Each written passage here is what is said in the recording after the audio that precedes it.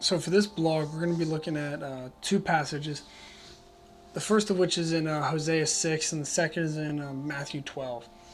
And in Hosea 6:6, God says, "For I desire mercy, not sacrifices, the acknowledgement of God rather than burnt offerings." In this passage, God is calling Israel back to Him, and in that He makes sure to say He desires their mercy and their acknowledgement of Himself rather than these sacrifices, these burnt offerings, so that the Jews don't think that it's the steps that God wants them to take that bring them close to Him, but rather their acknowledgement and their mercy, basically getting it their hearts rather than just the stuff they do. This is a really important passage because Christ quotes it twice within the span of 3 chapters, in Matthew 9 and also in Matthew 12.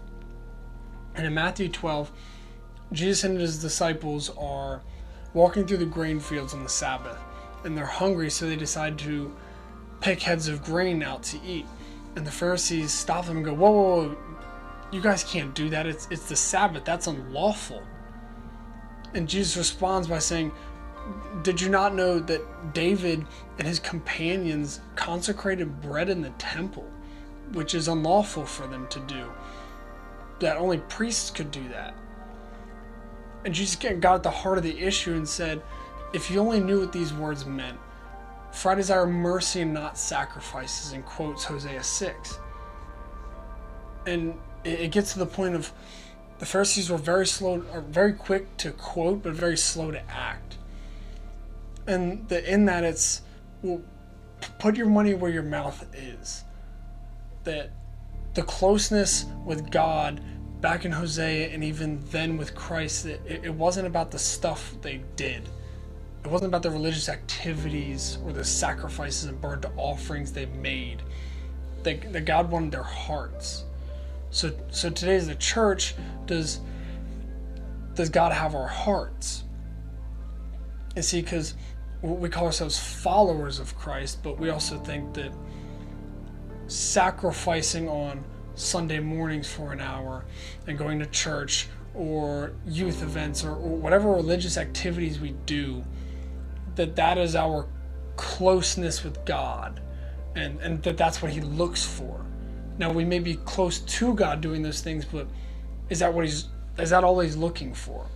Is just religious activities done? Because when we just do those things for the sake of following rules or for the sake of just because we're supposed to, but we don't give Christ our hearts, then we just look like followers of the Pharisees. That Christ wants our hearts, and then when He has our hearts, that our obedience comes out of love for Him and out of love He pours out onto us, not just for the sake of following rules. And then through that obedience may come religious activities and events and sacrificing our things, but we have to understand that God doesn't want our stuff just because it's stuff, because God made it. He doesn't need it from us. He can easily make some more Himself if He really wants it, but rather it's out of our obedience, out of love, that we sacrifice things, not just for the sake of, well, it's a Tuesday on this month and I gotta give this to God. It's not just the rule following God looks for. He's looking for our hearts and our obedience out of love rather than that. So the question is, are we giving God our hearts? And are we obeying out of love and looking like followers of Christ? Or are we just attending church on Sundays and leaving the rest of our lives to ourselves and looking more of visitors of Christ and more of followers of the Pharisees?